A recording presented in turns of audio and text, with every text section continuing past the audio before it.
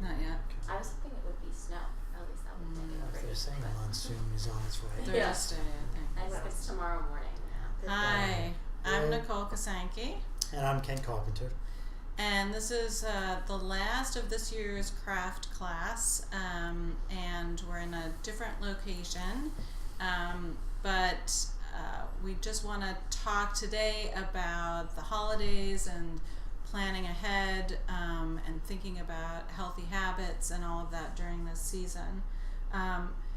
I'll say also that in next year, in a month, we're going to be having a different format, which I will announce and we'll put up on the website, but will most likely be a shorter format of the webinar on a more frequent basis. So like a half an hour on a weekly basis.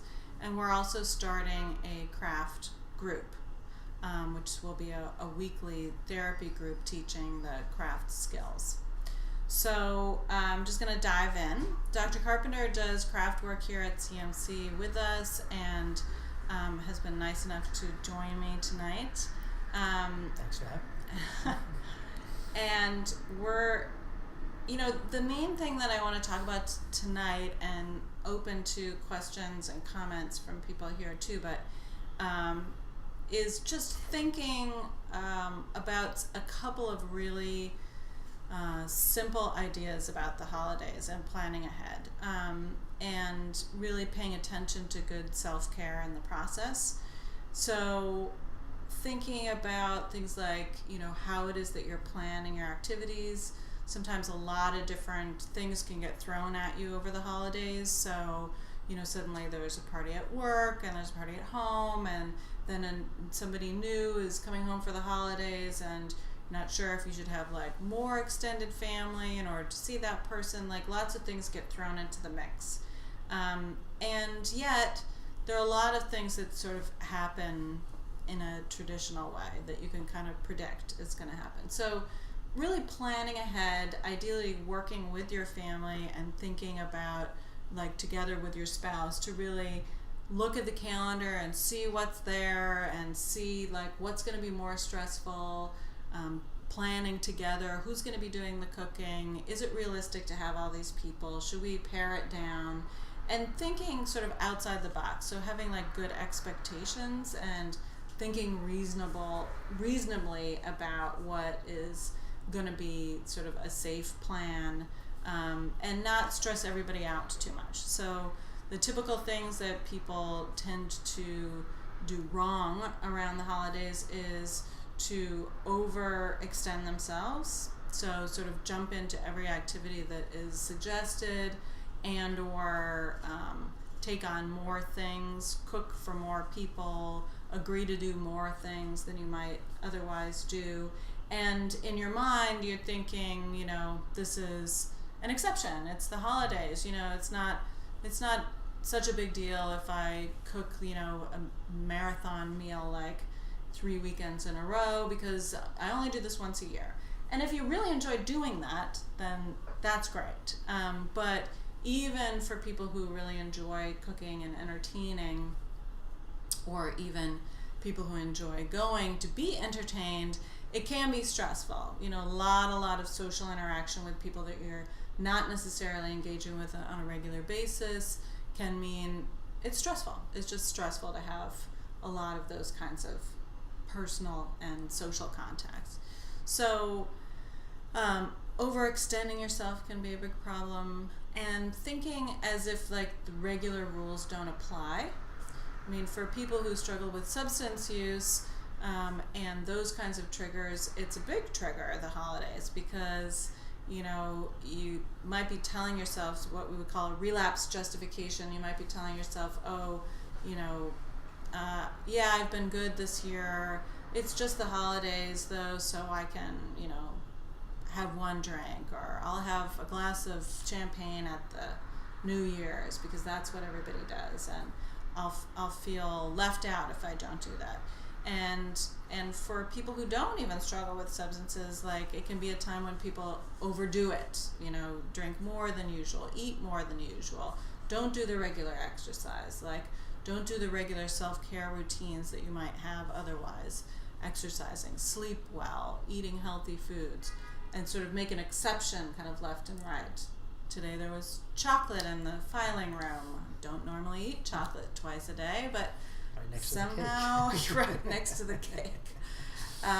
So, I mean, I think that's sort of a normal state of affairs during the holiday, and a little bit here and there is okay, but just kind of keeping track of it internally for yourself and having an awareness of what's coming up. Okay, I'm gonna eat this extra chocolate, knowing that I don't have another like big holiday thing until the weekend, or there's having sort of trying to manage and balance out for yourself what you're expecting to have happen, and kind of be sort of internally tracking for yourself. I think that's such an important point. This time of year can take any normal routine and structure to your day and just flip it on its head. That there's a different sense of what's coming down the pike, and a lot of the rules just kind of in structure of the day dissipate, and I think that can open a lot of avenues for a lot of unexpected events and challenges. And as Nicole, you've been saying, trying to think about how to plan ahead for that, because normal routines won't be part of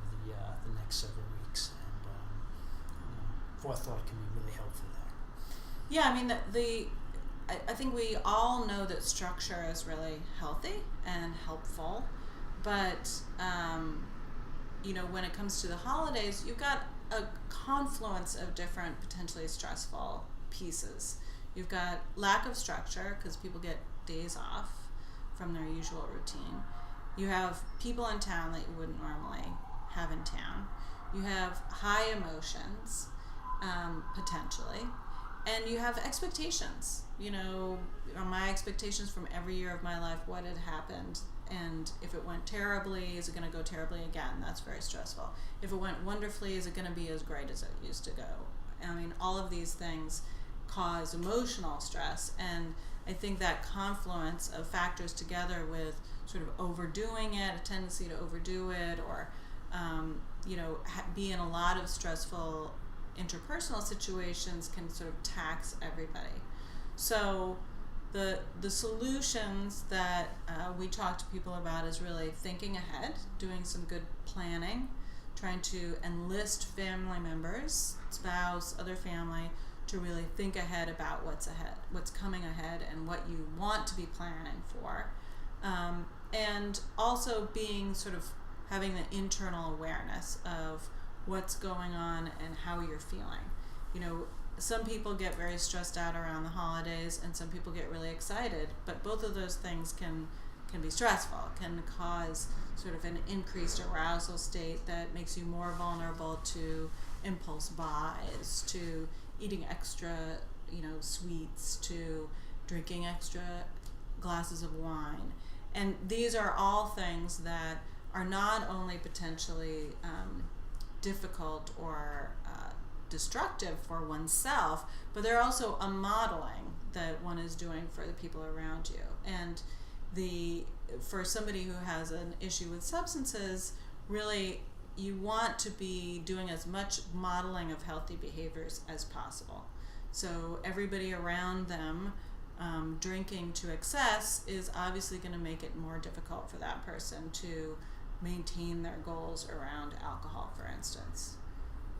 And it just has more permissiveness around it too. So even for people struggling with it, with the amount of alcohol and the amount of circumstances where it can almost be expected to partake and be part of the celebration, can be a lot more challenging, and maybe not as noticeable for someone trying to maintain their sobriety at other times of the year. That there's more cover this time of year or more cracks to fall into.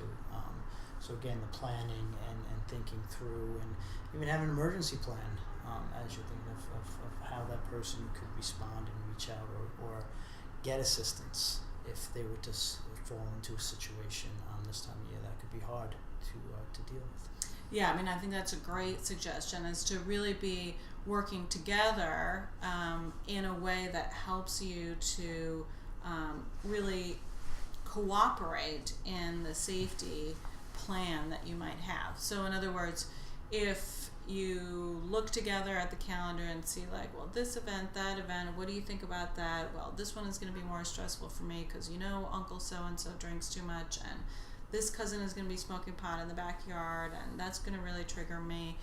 That conversation in and of itself can be really useful and valuable for everybody to really have an increased awareness about what is more stressful. What is stressful for me might not be stressful for you. And, in our circumstances, we see a lot of young people who are working really hard to maintain abstinence goals. And let's say they've been abstinent from cocaine or opiates.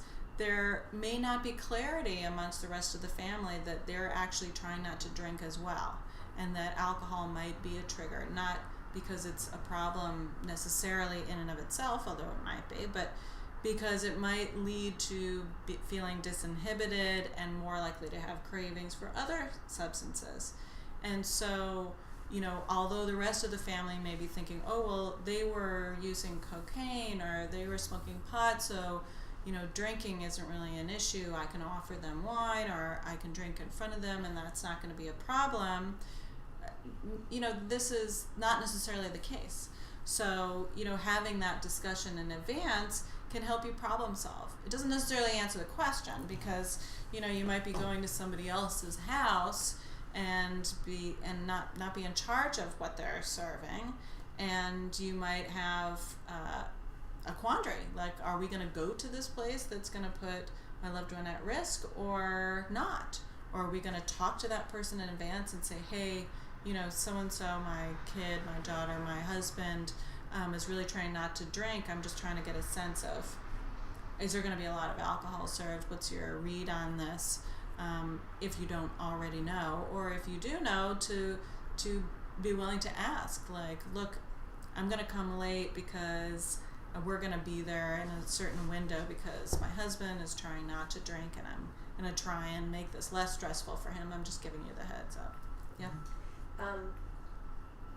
What if in this instance the family member has not yet gone public with the fact that they are trying sobriety, in fact feel quite awkward and don't yet really know what to say? Mm-hmm. So clearly you wouldn't do that because they're not comfortable. You don't want to expose them. Right. With Mm-hmm. that, but they're struggling with what to say to relatives or friends who are sort of like, hey, come on. So what are some Mm-hmm. of the solutions that you see when you're working with newly sober young people?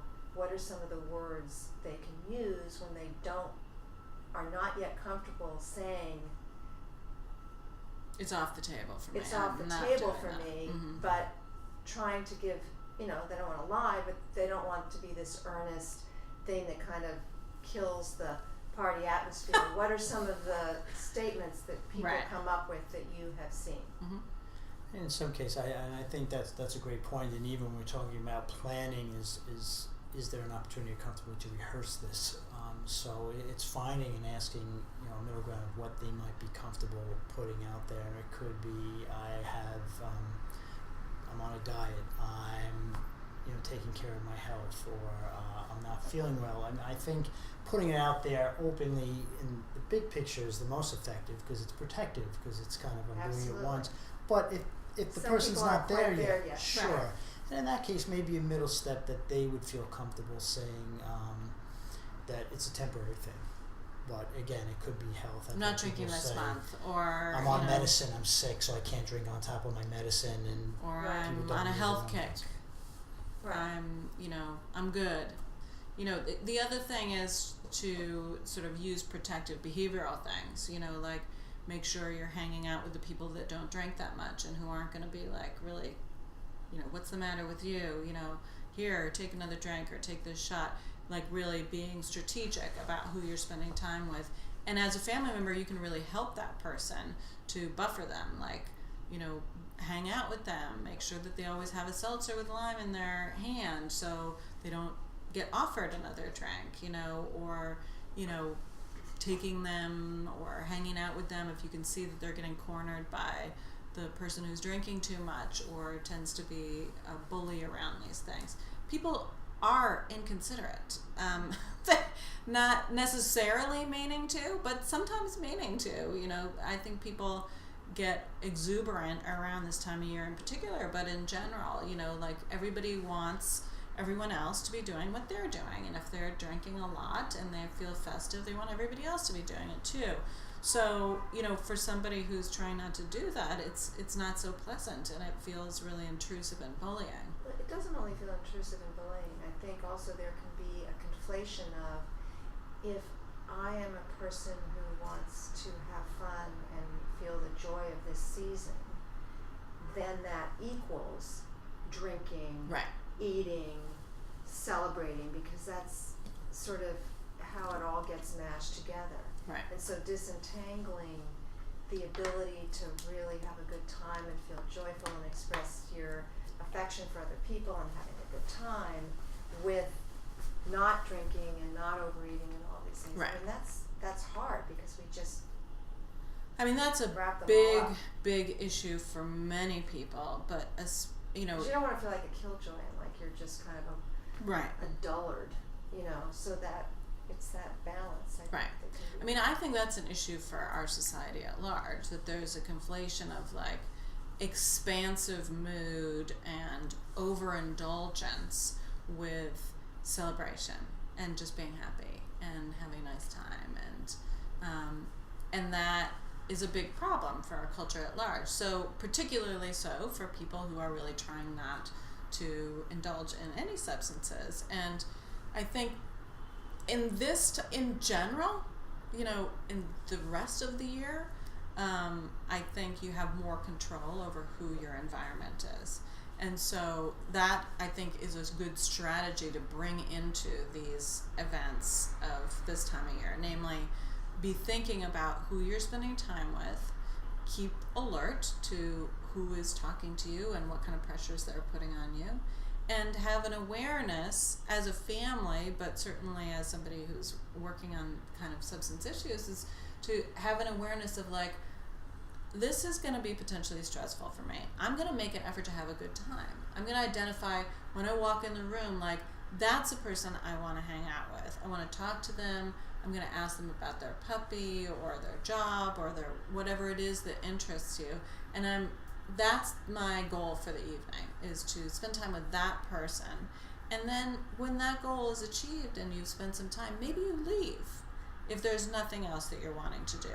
Because having exposure to people who have random amounts of alcohol in their system or have different motivations about how they're going to enjoy themselves is not necessarily a safe plan. And that's kind of a two-pronged thing, and I think when you're saying disentangling, it's kind of really an important point, which is pressure can come from, you know, kind of two avenues, which is certainly the pressure of the environment, who's going to be there, what kind of requests might be made, and how much alcohol will be in the situation, or drugs. And then the pressure that's going on in their own head, so their own chatter. What are some of the things they're saying? Like, I need to be drinking to have a good time, or this is so much part of the holidays. So that idea of having a rehearsal or a plan can, you know, depending on the circumstances and the conversations that people are comfortable having, are to address both. That there will be behavioral plans and people that are going to be challenging, and then there might be some things that you notice you're saying to yourself in the moment that can contribute to that, and kind of thinking how and what responses can be put out there in those moments beforehand would be useful. Again, having that kind of emergency plan to try to have a reaction that's going to be helpful. Right. I mean, you know, it seems silly, but really having like code words or a plan, you know, walking into an event or when you're having people over, to sort of say, you know, like, let's plan for if things get too difficult for you, or you're really getting bored, or you're really getting frustrated. And this is a good idea for families to have anyway, but in particular if you have like a real goal around substances, to sort of alert people, and as a family to be asking someone, you know, what do you want to say if you've had too much, you know, do you want to say, you know, remember we have that thing in the morning, or a code word, you know, Santa Claus is, at the back door or whatever. Like, having something silly that you can say that everybody knows what that means and you can rally around it. You said earlier before, like, the person doesn't want to lie, but, they also don't want to get into like a big, heartfelt discussion with every single person they meet about what their current goals are with alcohol. I think, to me, lying is not such a terrible thing. Like, if you're on a medication or you're on a health kick, okay, like, that's just as good as saying, like, I'm not drinking now. It's effectively saying that. And I don't think it's appropriate to go into a big heartfelt discussion with every single person anyway. It's like, they don't want that, you don't want it. Like, I don't think it achieves that much. So having a plan and something that somebody is comfortable saying is way more important than the sort of veracity of the details. I think practicing ahead of time is really helpful. Most of what you've been talking about so far imagines you being with your loved one at an event. Mm-hmm. What about when your loved one's going to an event that's peers and you're not going to be there to help with the triggers and they're early in the process? How can you, any thoughts about how to be a helpful, supportive family member without kicking off feelings of you're intruding on my stuff? Right. The first, it seems even before just a way to have a conversation about the pros and cons of making a decision to go into that and what other alternatives might be there. Not that you're in a position of prohibiting it, maybe that might backfire, but to talk about what seems to be safer versus not as a first step. Now, some people would still choose to go to the peers, or that's the activity that winds up being rolled out. So then I think after that is some of the discussions of extraction warning signs, what they could do if they're feeling uncomfortable. How would they respond to that? What could be a useful way to bow out, if there's someone they could call to get picked up or to reach out to, as a way of removing signs. And things we discussed too about their own pressures. What do they think could be worrisome? What are their thoughts going into it? How might they feel in these different scenarios if they're asked? And again, as a way of rehearsal.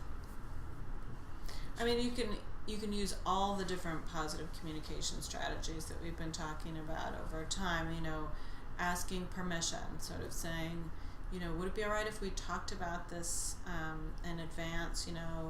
Your mom and I have been talking about the different holidays and sort of planning which ones to go to, which ones not, because of various reasons. Some are more stressful, and I found it really helpful. Like, I'm wondering if you'd be open to talking about what you're planning on doing and what the events are. So asking permission, sort of sharing some of your own process as a way of sort of opening the door for a more detailed discussion on their part and sharing on their part. Also, like asking people about their own sense of risk and safety. Like, I heard you saying that you're going to go to this event. Like, what's appealing about that? What do you think is going to be good about it? Is there anything that you're worried about with it? And probably they know what you're getting at, but it's still another way of sort of opening the door of that conversation. In a collaborative way, you're saying. Right. It sounds that way with those communication skills. Right, so you're not starting off from a position of like, you're nuts, like that's going to be a really bad decision, which you might be feeling, but starting from a position of like, can we talk about this? Is this something that you're open to discussing? You can even say, like, you can use humor. I think that's very healthy and I can't think what the word is. Effective. To use humor in the sense of like, look, your kid knows you you know your kid, like you could say like, look, you know what happens to me. My mind goes wild about what I'm thinking is going to happen at these events. So why don't you tell me what it's really like, and then, you know, I'll feel better or worse depending on what you say. You know, so inflicting some amount of casualness to it can sometimes help when you know that that's what they're going to be thinking anyways, so you can sort of run with that. I mean, I think all of the communication strategies that we talk about are really about decreasing defensiveness and creating a collaborative tone to the relationship and to the discussion, so that you can have these pre-planned discussions about how is this going to go, is there anything you're concerned about, you know, and you can offer to help.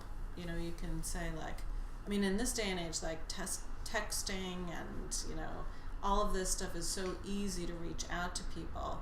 You know, it may even be, depending on where the person is at in their process with this, they may even find it really helpful if you were to text them at a certain time in the evening, you know. And you can offer that or ask what would be helpful to you.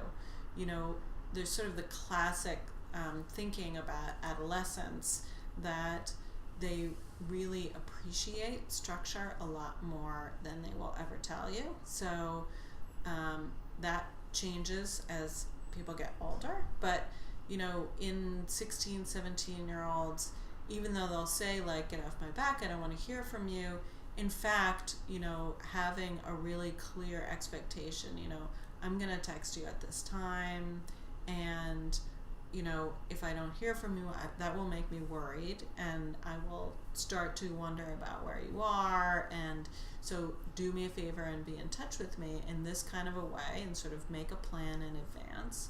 And then you have sort of more reliance, and there's more sense of safety around that structure. As people get older, sort of out of high school, that's less appealing and less effective to have like a real structured plan. But nonetheless, you know, we're talking about having expectations, having a collaborative discussion, having an open dialogue, and you can have that kind of a discussion and open dialogue, and have expectations about what's going to happen as well. Like, we're going to your grandma's house in the morning. I know you're planning on going to this event, and I just want you to know my expectation is everybody's going to be ready at this hour in the morning. Like, is there anything we can do to plan ahead for that to really be effective?